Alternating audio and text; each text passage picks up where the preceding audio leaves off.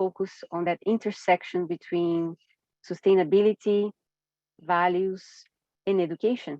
So over the past 10 years or more, we have been looking at how we can generate processes of teaching and learning that can stimulate our thinking on how we can generate more transformative learning experiences by looking at our values, our ethics. We use the Earth Child as an instrument, and how can we expand and deepen our human consciousness with regards to how we relate to one another and the large living world. So this masterclass program that is actually taking place in English, Spanish, and Portuguese has been organized as part of our overarching program. And today we have the pleasure of receiving Lynne Twist with a masterclass on the power of taking a stand, dreaming big, and being unstoppable. So of course it generates a lot of question in our mind on what does that mean. So I would like to take a moment to invite you to have a speed meeting, a speed network meeting. And we are going to, before we give the floor to Lynne Twist, who I'm really happy to receive you here, Lynne, and thank you so much for taking the time. We are going to give you a few minutes to connect to one another, just 3 minutes so that you can introduce yourself with a small group of people. And we're going to come back here and then I'm going to introduce Lynne Twist. Is that okay? So a few minutes for you to say hello to someone who is next to you. We're going to go to a quick breakout room, okay? So we're just giving the time for everybody to come back to the plenary. And as we do when we have a face-to-face meeting, sometimes we have a chance to sit next to someone and have the opportunity to say hello and be curious of who that person is and just have a quick exchange. And also even to share what brings you here in terms of how curious you are or what are the interests to come to this session. So again, welcome everyone. Thank you so much for joining us today for this masterclass with Lynne Twist. We are very privileged and I'm very grateful for Lynne Twist for accepting to join us for this masterclass, which is part of a series of masterclass that we are having between February and November this year in English, Spanish, and Portuguese. But this particular one is on the theme of the power of taking a stand and dreaming big and being unstoppable. So I'm myself very curious with this theme, and I look forward to hearing from Lynne Twist on that. So Lynne Twist is co-founder of the Pachamama Alliance and the founder of the Soul of the Money Institute. And she has done a number of interesting projects over the years, but certainly I think she's a visionary, a woman who inspires many other women and individuals from around the world. She has a particular interest with indigenous people and the work with Ecuador. And I think the work that Pachamama Alliance is doing is incredible and certainly serves as an inspiration to myself. So Lynne Twist, thank you so much. The floor is yours. And thank you for joining us here. And thank you everyone also for being here with us. Lynne? Oh, wonderful. Thank you. Thank you, Marian. And thank you all of you for showing up. A huge part of life is just showing up, as we know. So I'm looking out into the vast universe of our world through this screen, through this little squares that I see Julia Dieterer and I see people that I know and love and people I've never met. And so I'm very grateful to be part of this constellation of souls. And what I'm going to talk about today is not so academic as a masterclass often sometimes is, and not so intellectual as perhaps you may have been expecting, but really the ontology of being that I think is being called for in the world today. And the word ontology means the study of being, how we be. There's a lot to do. There's a lot of tasks that we all have that make it difficult to come to a session like this, because your to-do list is probably in front of you and the emails are probably, coming in and the texts. But if you could be here for the next hour or so and actually be here, I want to talk about being. And in order to connect with that, I'd like your being to be present. And of course, you'll do whatever you do. So this topic of taking a stand is, to me, a fit for the invitation I received from Marian, because the Earth Charter itself, which, as Marian was telling me, and perhaps we all know, took really 10 years from concept to creation and completion, and then 7 years of work with unbelievable collective collaboration and voices and opinions and points of view, and scientists and activists and people working in the nonprofit or social profit sector and governments, to put together a document that would be a charter for the stewardship that we all have the privilege, opportunity, and I say demand to have for this epic period on Earth. We're not the passengers, we're the crew, as Buckminster Fuller said, on this spaceship Earth. And I think that Earth Charter itself is one of the great documents of my lifetime.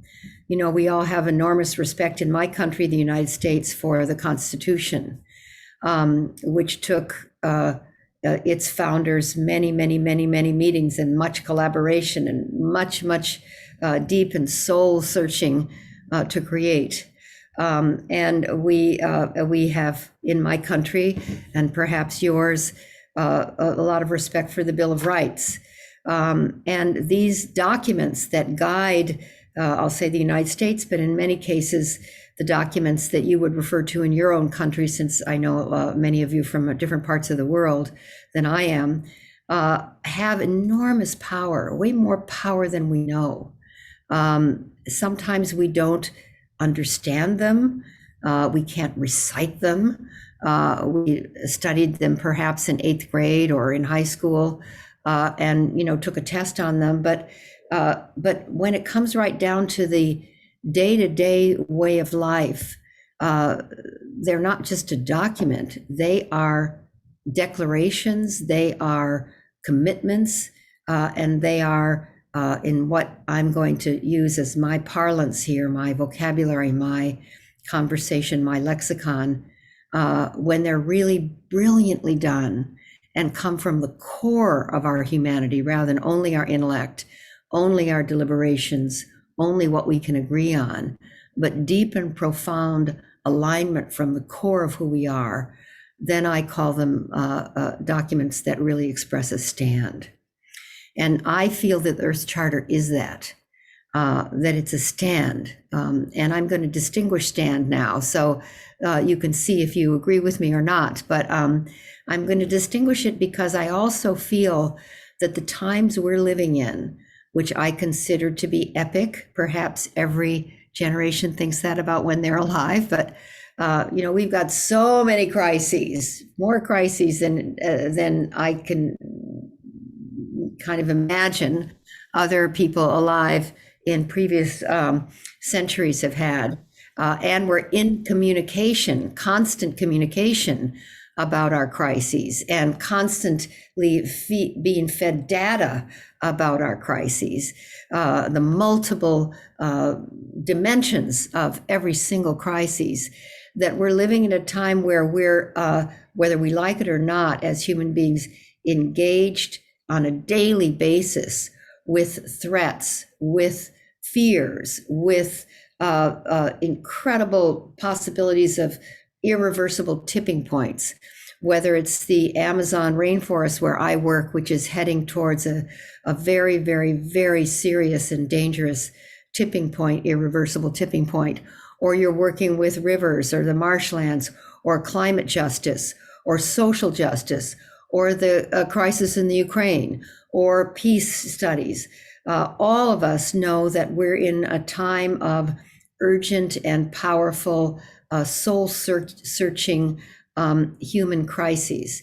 And that requires not just action, and action is absolutely critical, not just deliberation, and that's absolutely critical, not only collaboration, not only conversation, not only political will, not only really powerful consciousness, but I think it requires something deeper than that, from whence all of that comes.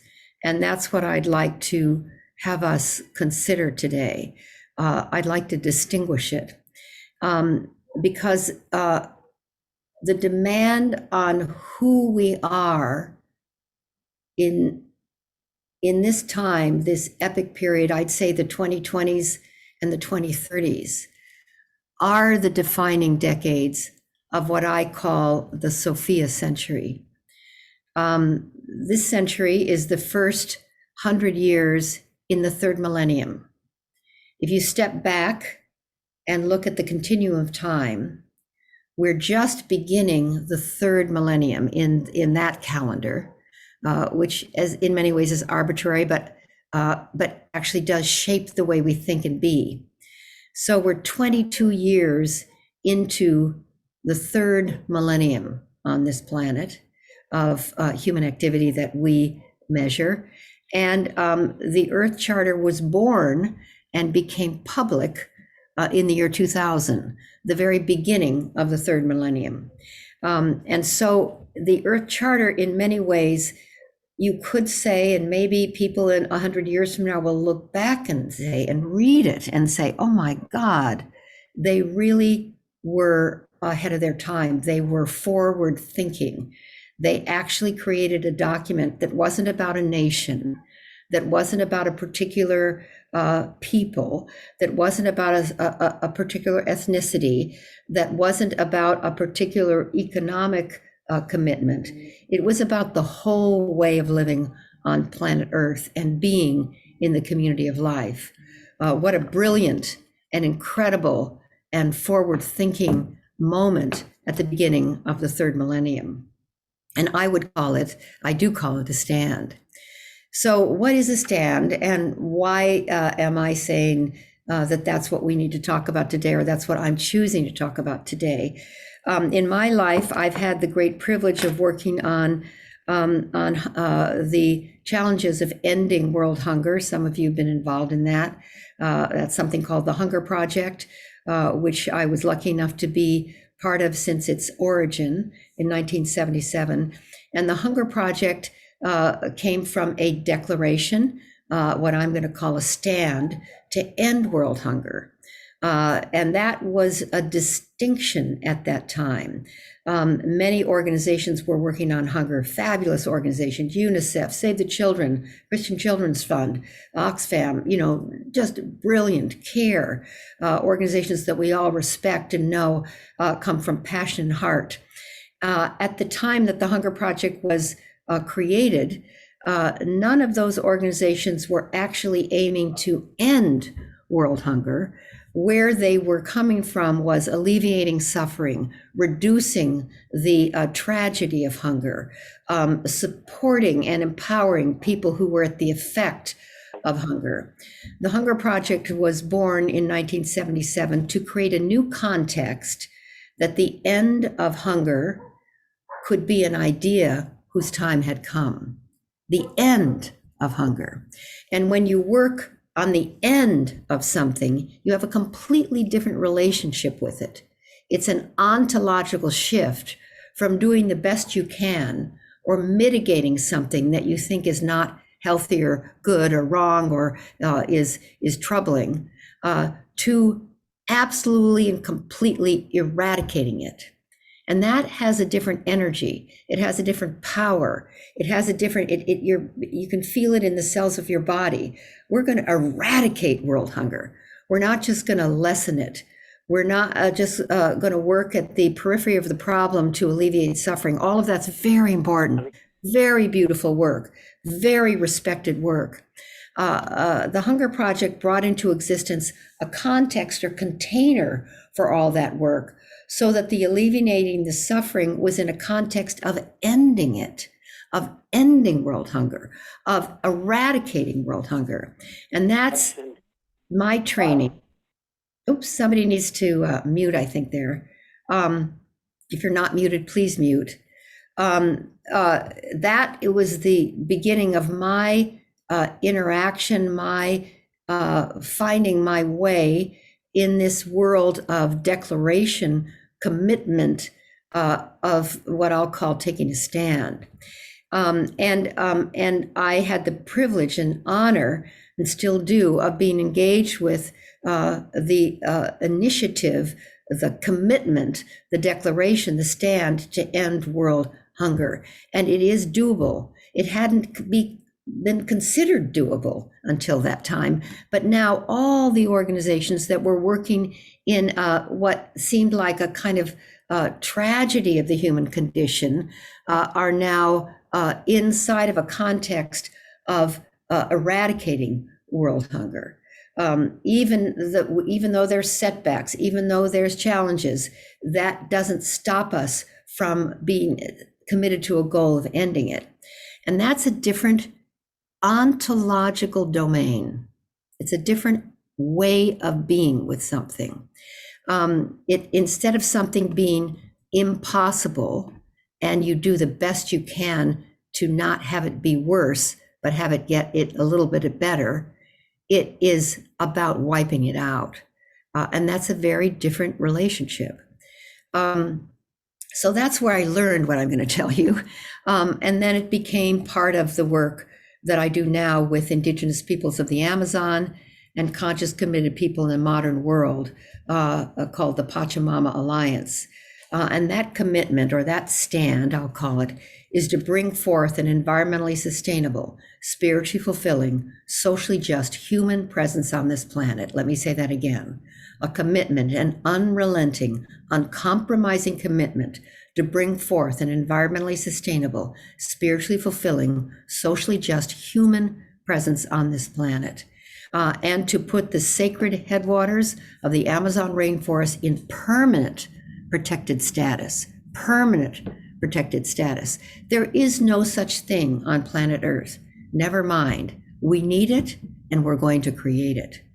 So you can feel, hopefully, and hear in the passion of my words, this distinction of certainty, of uncompromising commitment, of declaration, of powerful assertion, that gives you the strength and courage to meet any and all obstacles with something more powerful than that obstacle will ever be, because your stand, your commitment, your declaration makes you unstoppable.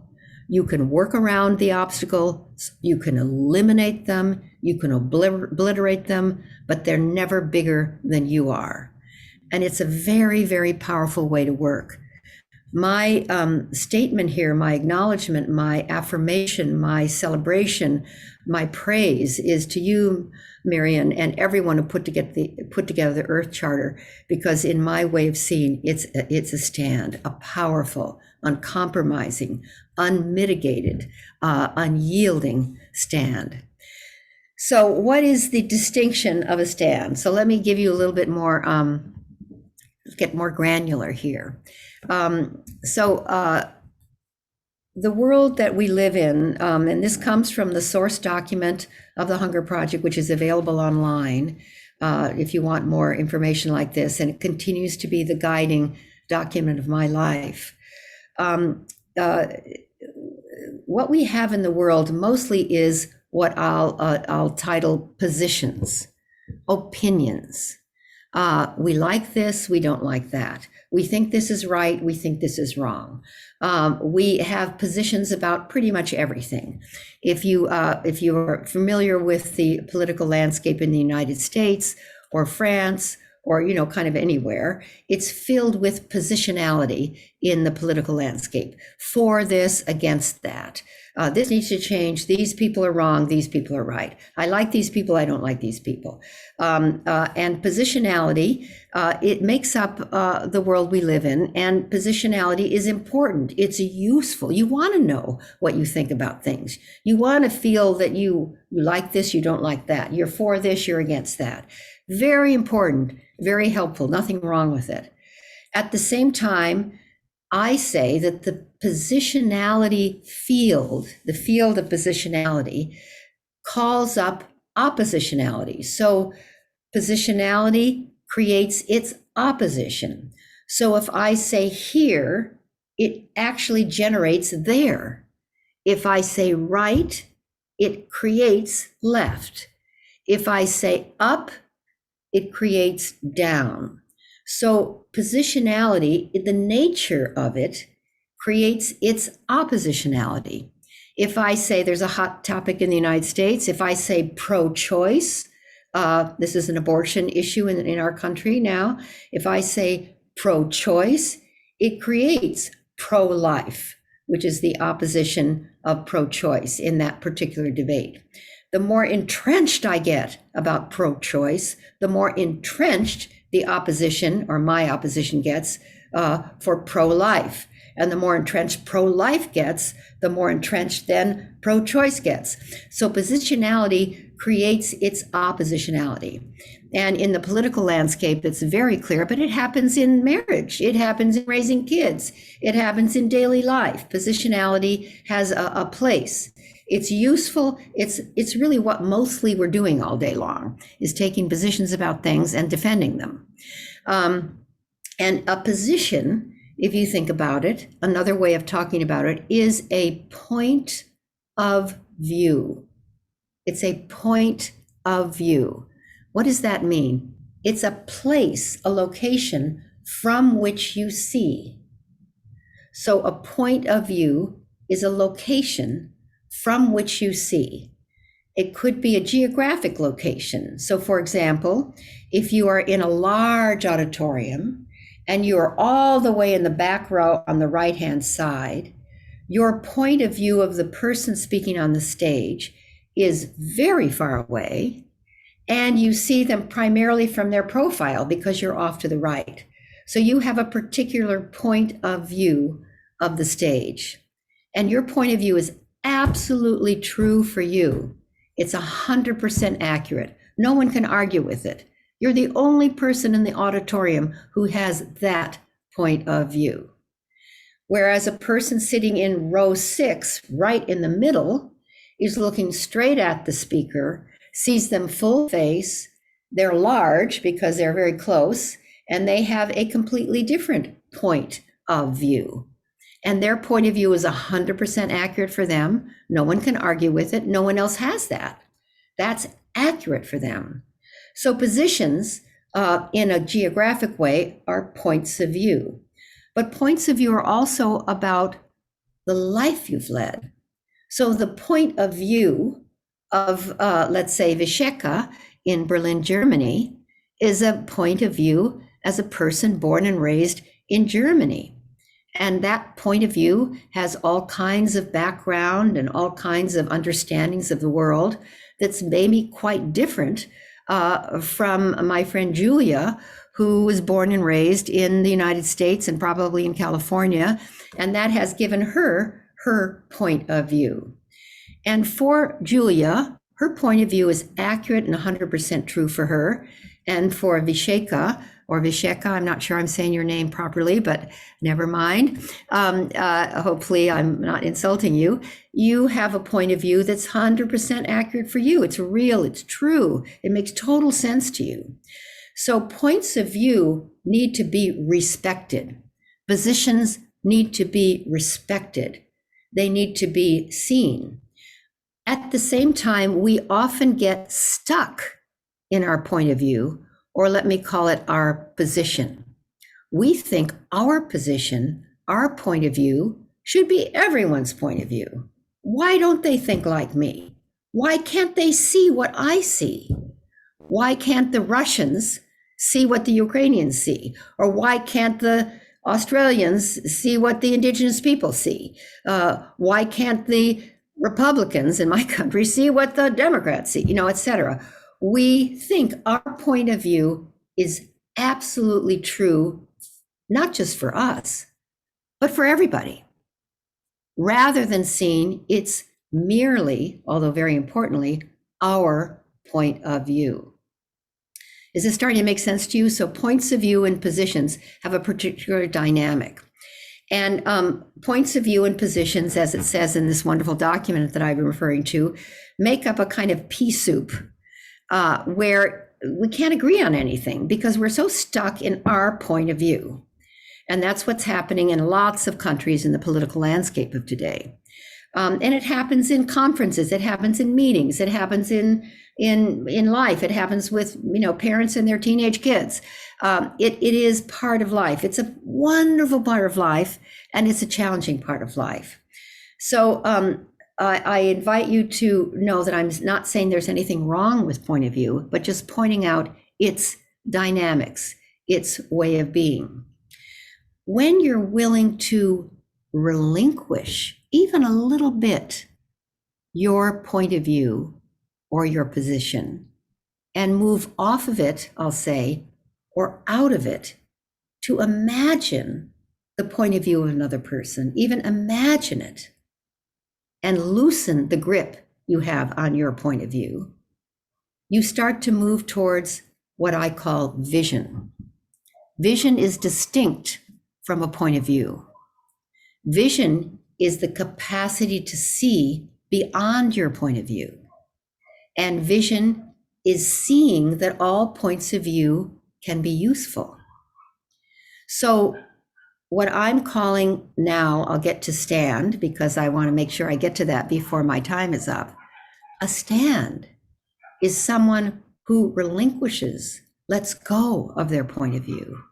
And it's almost like you go up 30,000 feet and you look down and you see all of these points of view, and all of them are true for the person who has them and passionate for the person who has them.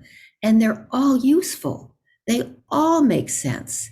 They all contribute to the tapestry of understanding of what's going on in the world or what's going on in life. When you take a stand, you have access to all points of view. When you take a stand, you have vision. And as Archimedes said 2,000 years ago, when you take a stand, you can move the world, and you can, and you do. So I'm going to use some examples from history. In the United States, one of the great stand takers of my country was Martin Luther King. Martin Luther King had all kinds of positions, what he was for and what he was against. And he was against this legislation and for this legislation. He was against this kind of violence. He was for nonviolence. He had positions. They were strong. They were passionate. But Martin Luther King lived his core, where he came from, where he spoke from. And when you just think about him or hear his extremely eloquent voice, what you hear is the stand he had for all people to have a healthy and productive life, for all people to have a chance to be seen, heard, and valued, for all people, all children, all human beings to be seen as whole and complete human beings.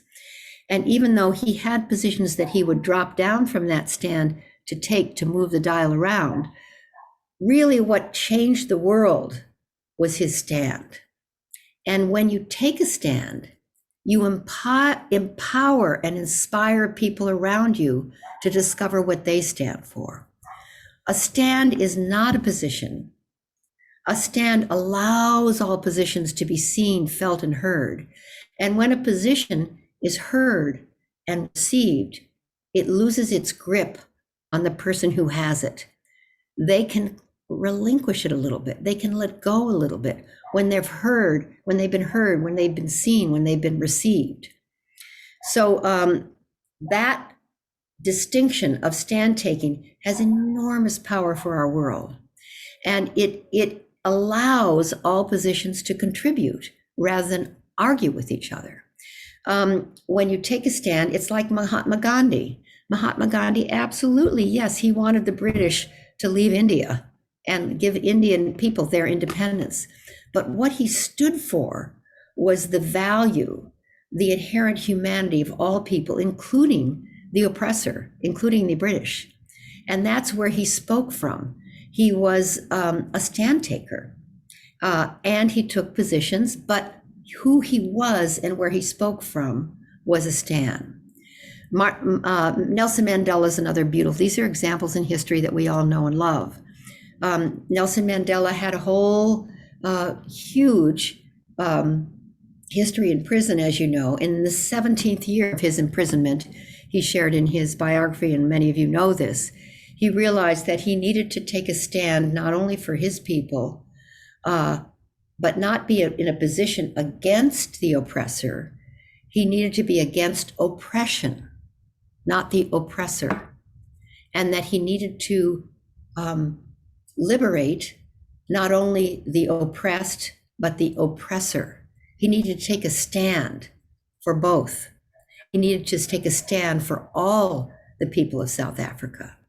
And that's when he realized that he needed to fall in love with his own jailers.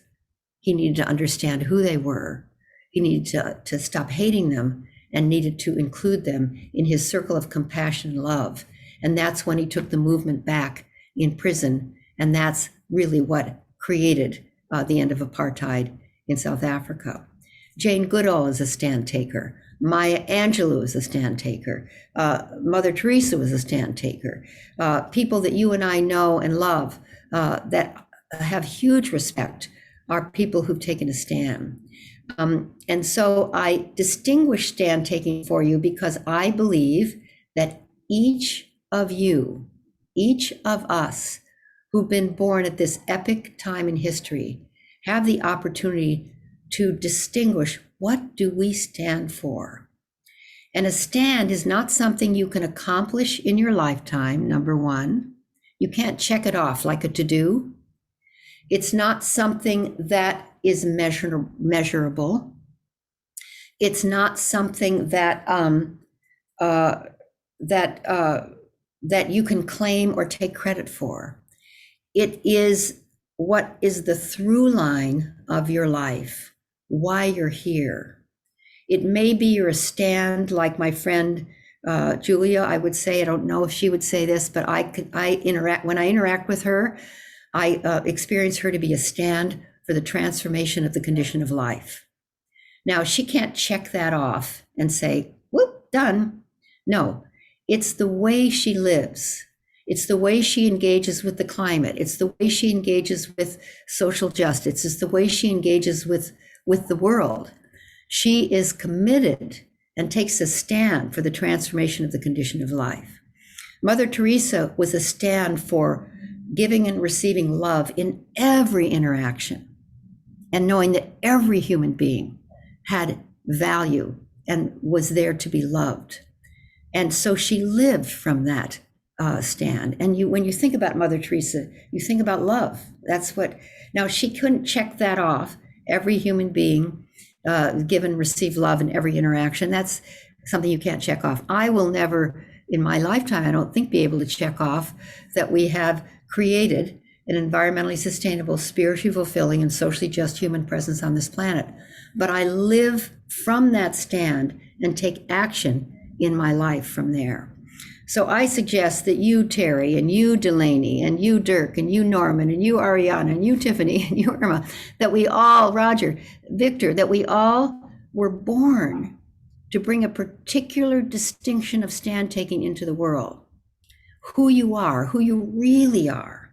And you can look at who you were on the playground when you were little. Were you the kind of person who couldn't stand it if someone was left out? And you always included those kids when you were 5, 6, 7, 8 in your little group, or made sure that they weren't left out. Maybe you're a stand for justice or inclusion. Maybe you're all the way through your life, you've been drawn to making sure people see beauty, and that no matter what job you had or what organization you were with or not, or what hero or heroine you loved, there was something about making sure everybody had access to awe, beauty and wonder. Maybe that's what you stand for. Maybe you're somebody who, no matter what, when you see a child who doesn't have an adult who stands for them, you can hardly stand it. So that you are a stand for every life, having someone who stands for them. If you think about what touches you, what moves your soul, what issues you can't not be engaged in, often there's a through line in your life. It may not just be one thing, it may be several things. These are things that I think we were born to stand for. And I invite you to consider the possibility that you can move from positionality and opinion to a stand which will inform and empower every position, every opinion you have, so that you can be a much more effective human being. So I'm going to stop in a couple minutes and give you a chance to ask me questions. But I'd like you to imagine that out of this session on April 14th, the day before Earth Day on planet Earth, and maybe if you're in Australia, it's Earth Day already for you, you want to really look and see, what is your stand for the Earth? What is your stand for what the Earth Charter teaches us? What is your stand for our relationship to the community of life? What do you stand for really? Not what organization do you work for? What are your goals? Not that. Those are a subset of something greater, something larger, something epic, something that's a through line through your life, why you were born now, not in 100 years, not 100 years ago, that you're here to contribute to a powerful evolutionary advancement for the human family, and that you stand for something really simply extraordinary, bigger than your life. And that it's been a theme throughout your life, that you are always a stand for social justice, that you are always standing for the community of life, that all animals and plants have a consciousness, that you are always standing for people to experience and see and feel, etc. So that's what I wanted to talk to you about. And I wanted to see if that could be useful to you, because for me, anyone who's signed up for this masterclass, anyone who's familiar with the Earth Charter, is someone who's actively engaged in making this world the place we want it to be. You are in some way actively engaged in what I call making the world work for everyone with no one and nothing left out, which is a stand I've taken that comes from Buckminster Fuller many, many years ago, and Werner Erhard, the founder of the landmark work, that became very clearly a stand that I take, to make the world work for everyone with no one and nothing left out. I'll never check that off in my lifetime, but I live every day in that stand.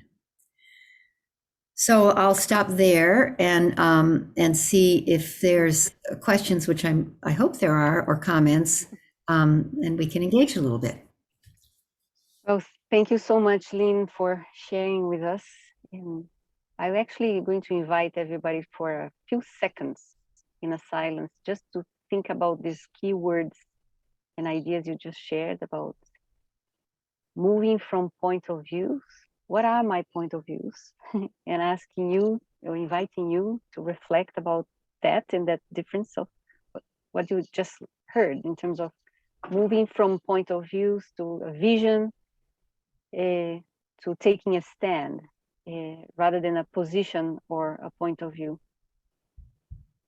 So let's just take a few seconds, just reflect about what could be yours point of view, and when you can move to that place where you are taking a stand.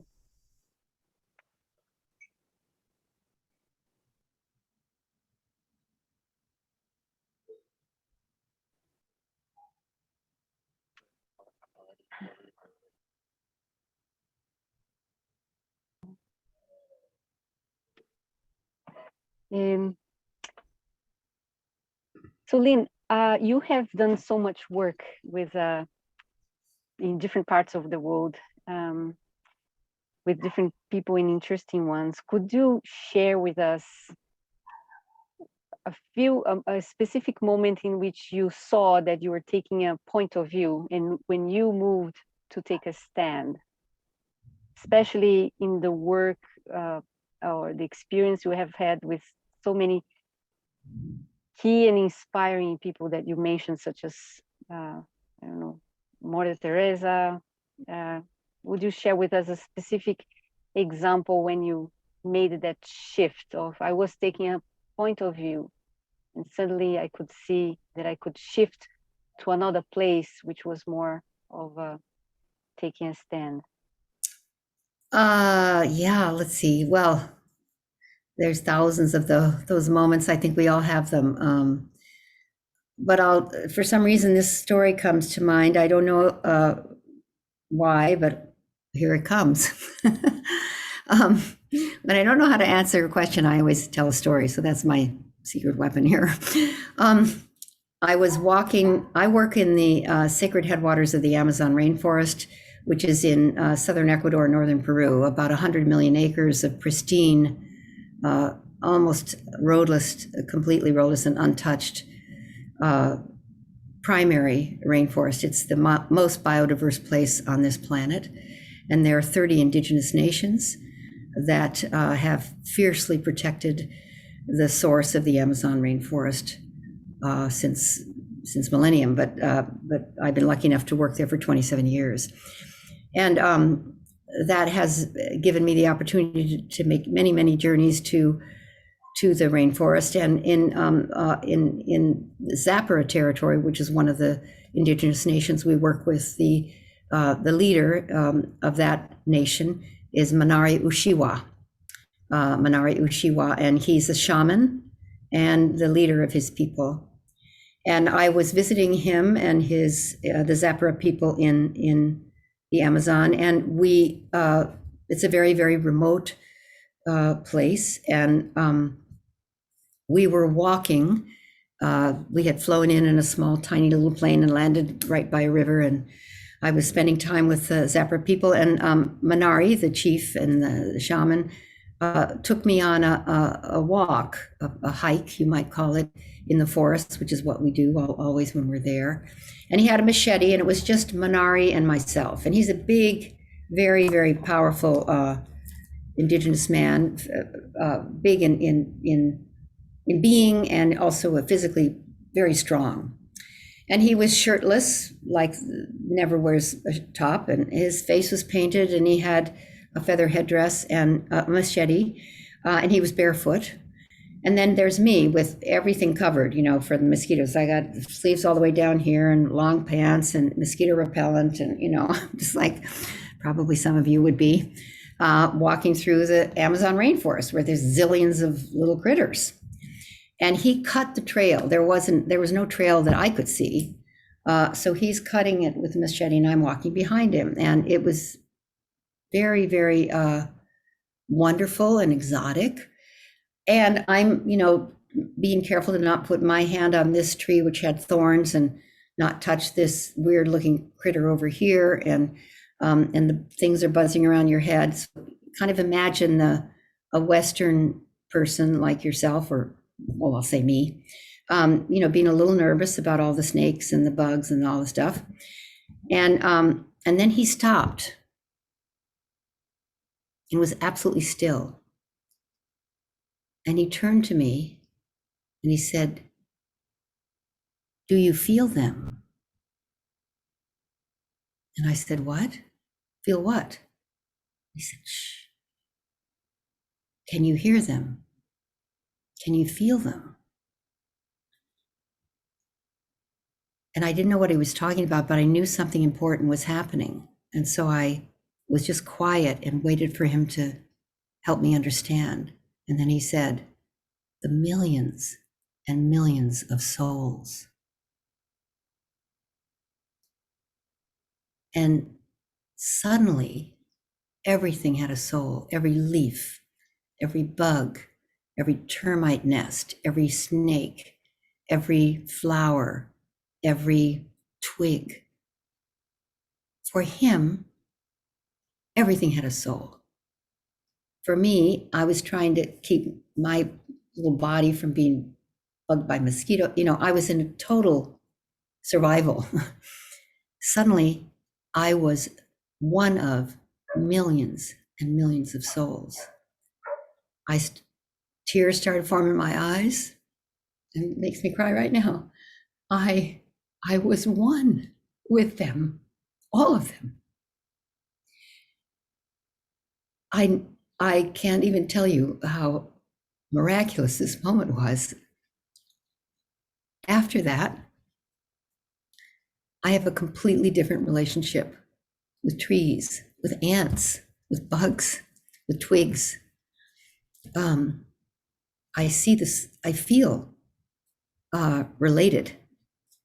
I feel that the stand that I previously had for the forest, for the human family, now includes the spiders, the termites, the mushrooms.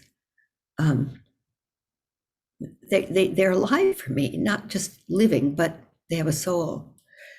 So I felt transformed by that experience, and I could feel my stand expand to include that which I hadn't considered. So that was not with Desmond Tutu or Mahatma Gandhi or Maya Angelou or Mother Teresa, but it was with a human being who's the equivalent in his consciousness and capacity to transform the world, Manari Ushiwa. Oh, what a beautiful way of saying thank you. Yes, hello. Hi, everybody. Hi, Lynn. It is such a treat to meet you. I read your book, The Soul of Money, in 2014, and it helped to bring a lot of things for me together when I was working with Indigenous communities in North America. But I had kind of more of a method question as someone that also has a deep relationship with the Amazon. I was just in Brazil visiting the Ashaninka community and spending some time with Benki Pianco. I don't know if you know of him, but I'm developing work around like post-colonial solutions to development at the intersection of epistemic justice and Indigenous communities. And I have been looking into research on how people in the US can work with our government or work with our policymakers on how to influence their relations with countries in the global South. I mean, a lot of the research that I've done in terms of, some of the issues that come up in the South as it comes to climate change and deforestation involve like transnational support. So I'm just curious kind of how that has unfolded for you in terms of policy to support, or if you have anything to share around that specifically. Say a little bit more clearly what your question is of me so I can answer it, or I'll tell a story. But well, I'm kind of in a space where I'm confused on where to stand in the United States as an advocate for the Amazon, because I find that there is a lot of fundraising, but I just don't know what the ways are in order to work with our government to engage more around these issues. So. Well, the real answer is I don't know, but I'll say that it's clear to me now that the private sector is going to be really, really key. This is because I took a stand at a big conference in Santa Barbara of CEOs where I did a speech that I would defang, if you can understand that term, if you're translating, I don't know about defang, if it's translatable, but defang the activist community for the corporate community and defang the corporate community for the activist community. In other words, have the activist community stop pointing fingers and arguing and making the corporate sector wrong and having the corporate sector stop, resisting and trying to shut out the activist community and have us work together. Because the activist, or I'll say the activist, I like to call it pro-activist rather than activist community, an activist for, not against, has the passion and the heart and the clarity and the on-the-ground knowledge to resolve these big problems. And the corporate sector now is awake. I can report in my understanding and my interactions with big companies, they're awake, they're not asleep. They know they cannot stay out of the game any longer. And they're not greenwashing anymore. They're actually engaging.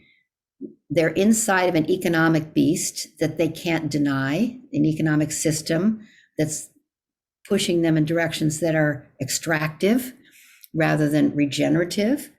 But they're good people inside of there. And they are doing what, at least in my experience, they're awake. They want to make it work.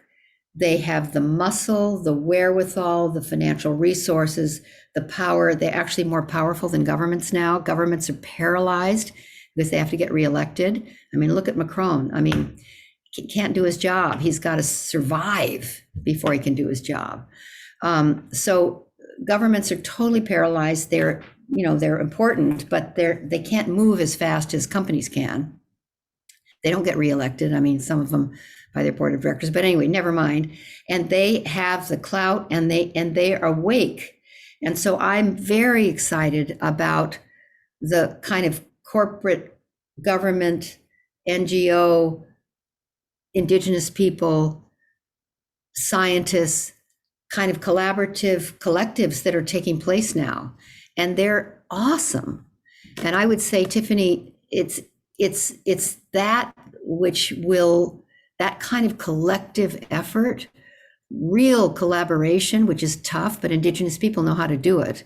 They've been doing it forever, where the communal good is a higher ethic than the individual, the individual accomplishment. We have it the other way around. We'll individuate and individually accomplish at the expense of the community, but indigenous people do it the other way around. We have so much now listening that never was there for centuries, but certainly for the last 20 years for indigenous people now, particularly regarding forests. Indigenous people have our attention. And the LEAF Project, all the different all the different forest initiatives are clamoring for indigenous leadership. So I don't know if I'm answering your question or if I'm addressing it. I just say that I can feel, as terrible as everything is, as scary as it all is, the big entities that have been at the heart of the destruction, those big ships turning towards being engaged in the solution, and in an authentic way, with muscle, money, power, and not as beholden as governments are to elections. So we have a really different scenario now than we did before the pandemic. I actually think the pandemic, maybe your indigenous partners say this too, our indigenous partners say it was an announcement, a very powerful announcement from the mother, the pandemic. And that it was hurtful, yes, and people died and people lost loved ones, yes, and companies went out of business, yes, but it is feedback, big, powerful feedback, as is the climate crisis. It's feedback. As Paul Hawkins says, it's not happening to us, it's happening for us. We need that kind of feedback. We need big feedback. Fires, floods, volcanic eruptions, earthquakes are feedback. Hurtful, yes. Loss of life, yes. But these are big stakes. So I say everybody's coming to the table. Now, will we work together? And people like you, Tiffany, who have worked with indigenous people, you know stuff that they'll never know that they need from you. It's not like you need to bang down their door. They need to be coming to you. So I feel very hopeful. And I think the pandemic / pause, which is not over, but certainly relaxing a little bit, is has given us the space and time for contemplation, integration, and beginning to really pay a new level of attention and intention to who we are and the opportunity and privilege and actually responsibility of our time for the biggest players on earth. So that's my addressing your question and not answering it. Hopefully that's helpful. Thank you so much. And thank you for bringing to our minds again that the focus is not necessarily, should not necessarily only be on governments, but there are many other non-state actors that actually play a very significant role in everything, but certainly in this particular point that Tiffany was sharing. So thank you. I just want to highlight that Michelle Singh, who is here, said standing for, not against, is a powerful shift as something that that's, I think, stands out not only for her, but I think for everybody here, is this notion of standing for something rather than against. Certainly resonates with me. One thing that is going on over the past 20 years from a Nurse Charter movement perspective is that sometimes it's not, we are kind of in that position or in that space where we do not want to feel that we are imposing, well, we don't want to impose the idea of a more just, sustainable, peaceful world. We don't want to impose the vision that is articulated in their charter with a strong point of view. So it's sometimes difficult for us to communicate what their charter stands for. I think actually it's clearly stated there. I think the difficulty is when we come to a place and we do not want to sound as if we are imposing. But would you share with us some of your thoughts, Lynne, on how would you envision that with the words of standing for, that something such as the worldview that is articulated in their charter in a way that doesn't sound or is not perceived as imposing someone else's idea on in a specific sphere? Yeah, that's a good question. A wonderful, kind of a edge of the sword. Are we pontificating? Are we righteous? Are we being arrogant? And actually, my experience is that when you really tell the truth, the deep and honest and authentic truth about who we are right now and who you are and what you stand for, it's actually humbling. It's the opposite of arrogance. It's humbling. It invokes the humility of being alive at a time when you can make this kind of a difference. It ennobles your life. And I, for a long time, was always trying to be modest and all that stuff. But I realized that the modesty is the flip side of arrogance. It's the same thing. It's trying to not be arrogant. But when you tell the truth about who you are and what you stand for, it's humbling. It's humbling. So I feel that we're not imposing. We're inspiring. We're not pontificating. We're standing for with all of our heart and soul. We're not forcing or manipulating. We are fully self-expressing. And we all know the difference. When you hear someone speak and you're moved, being moved is different than being motivated. I know they come from the same root, those words, but being moved is like you get a little teary. Your heart starts, you can feel it. So it's almost like physical when you're moved. And what moves humanity, what moves the dial, what moves things forward is when we're moved. And it has to do with our feelings, not so much our thoughts. We can feel when it's authentic. We can feel it. We don't get fooled really if we pay attention to our feelings. So that's, I think, when we're passionate about something, as long as we're not using the word should, but creating the powerful, passionate stand and commitment ourselves, we inspire other people to do the same. But if we try to get them to do it, we're imposing, as you say, or pontificating. What inspires people and what moves people is your own authenticity.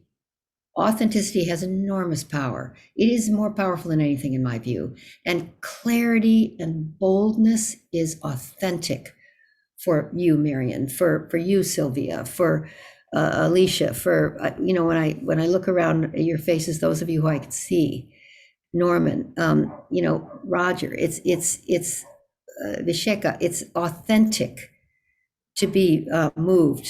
It's authentic to be passionate. It's authentic to be,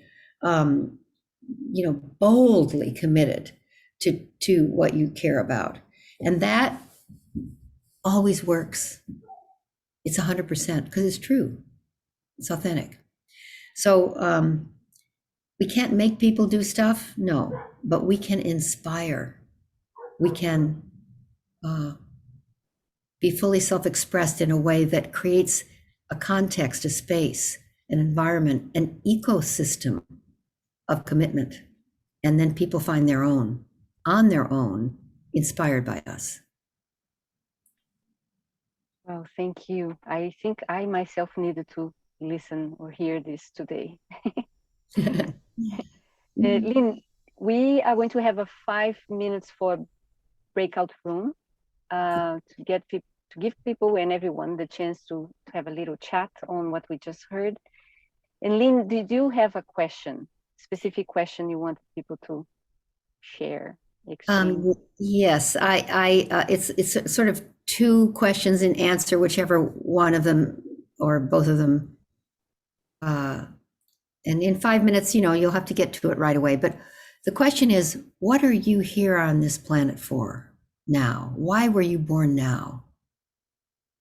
What is yours to do, be, and express in the largest, deepest, most powerful way?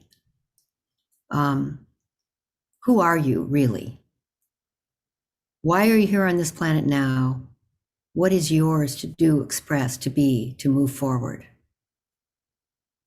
What is it you're really doing here? So that's the arena of conversation. Take about 5 minutes and share that with your partner and have them share that with you. What shifts our perception is our language. I believe that we don't live in our lives. I know this sounds weird, but we don't live in our marriages. We don't live in our communities. We don't live in our families. We don't live in our world. We live in the conversation we have about our lives. We live in the conversation we have about our marriages or our relationships. We live in the conversation we have about the world, the conversation we have about the issues that we care about. And even though there's things we can change, a lot of things don't change that quickly, but we have absolute omnipotence over the conversation we have about those things. So when Paul Hawkins said, the climate crisis is not happening to us, it's happening for us.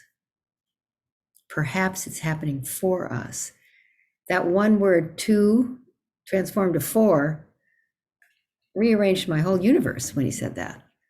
And now to see the climate crisis as powerful, honest, authentic, bold feedback from the mother, rather than we're the victim of horrible things that we've done to the climate and now we're at the effect of it, gave me my own power back. that one word. So I completely agree with you. And but we can't be tongue-tied. We just need to share with each other. Ooh, why don't you use this word instead of that? Or I heard the other day that we could create this context if we spoke about it this way. So I think that we all need to help each other so that we are already colonialized in for some of us, maybe not all of us, language. I'll just say I just finished a book, which I'd like to tell you about because I always want to say it at the end because that's what my book people tell me I got to do, called Living a Committed Life. And it'll be out in October, but you can order it now. And I also am with the Pachamama Alliance, pachamama.org. But I really, before I turned in my book, I talked to my friend Paul Hawken, who I think you probably all know who he is. He's a wonderful author, environmentalist, ecologist, just brilliant guy. And he had just finished his book, and he said he wanted to have someone decolonize the language of his book. So there's people now, particularly since George Floyd, who do editing for books that edit for social justice, racial tone, and decolonize your language. And Paul said when he turned his book over to have it decolonized, there probably wasn't a sentence in there they didn't need to deal with. And so he said, oh, I'll just admit that I'm stuck in the colonial mindset still, as enlightened and conscious as I am. And so I know that our language, our words, they heal, they hurt, they explain, they confuse, they liberate, they confine, and yet we need to express. And it's beautiful to remember that we're all a work in progress. So thank you, Michelle. That was very wonderful thing to end with. Well, thank you everyone, and for joining us today. Thank you, Lynne, for continuing to inspire us. I think I stay with this idea of being mindful with the conversations we have, being mindful with what we bring into the world and the energy that we bring in, but also the language, the words we use are so important. I think there is much for us to learn in terms of how we can come in a gentle way, but sometimes in a more forceful way, to take a stand to what the purpose we are here for. And may all of us really fulfill our sense of purpose, and be mindful of the footsteps that we leave in every conversation we enter. We do leave something, right? In terms of the energy and the words we bring in, the thoughts we bring in, and even just the feeling. I think it's important for us to be mindful of that. And this conversation today with you certainly generated some new insights for me, and I'm sure for everybody here. Thank you. Thank you. So thank you, everyone.